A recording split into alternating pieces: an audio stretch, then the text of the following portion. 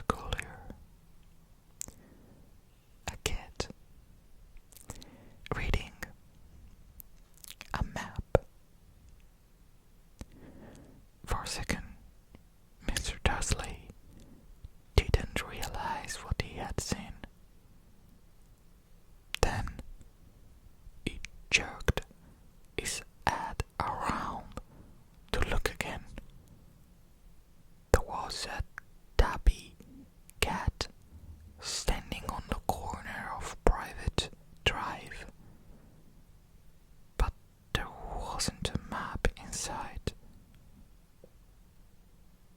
What could he have been thinking of?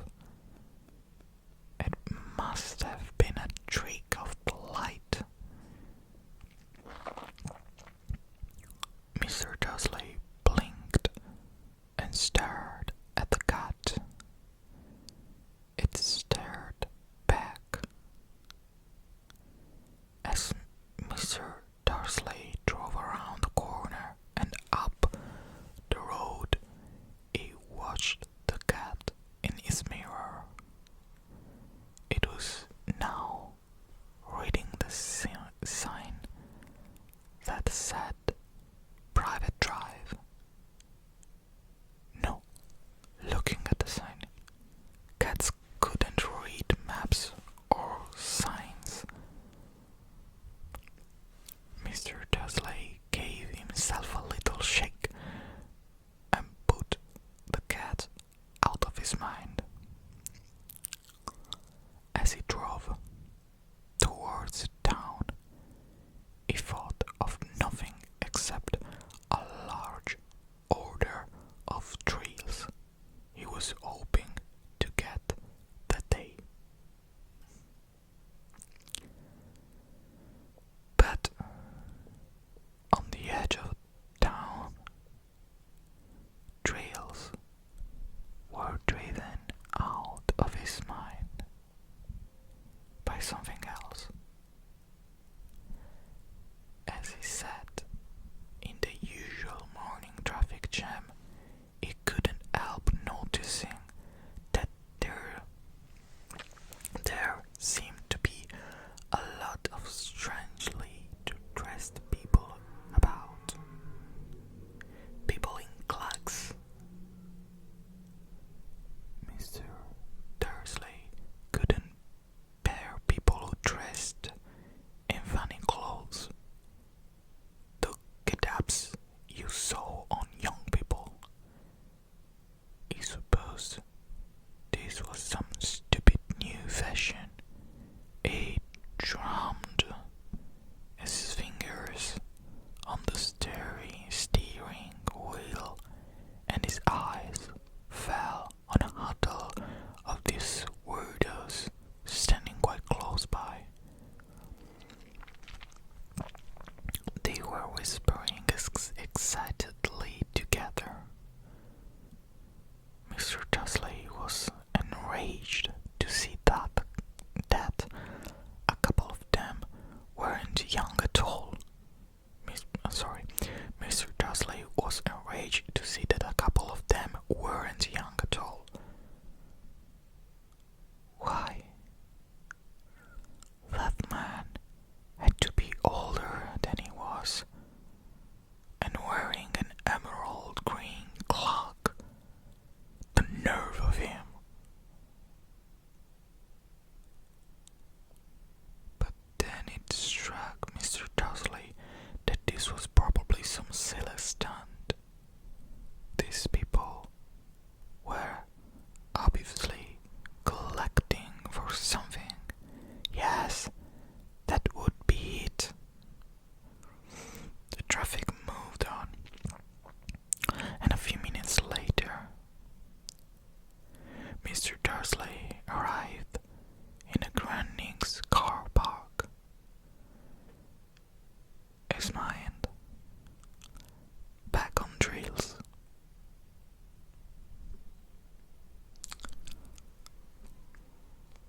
Mr. Dursley always sat with his back to the window in his office on the 9th floor or 9th, I don't remember how I have to pronounce it. If he hadn't, he might have found it harder to concentrate on drills that morning.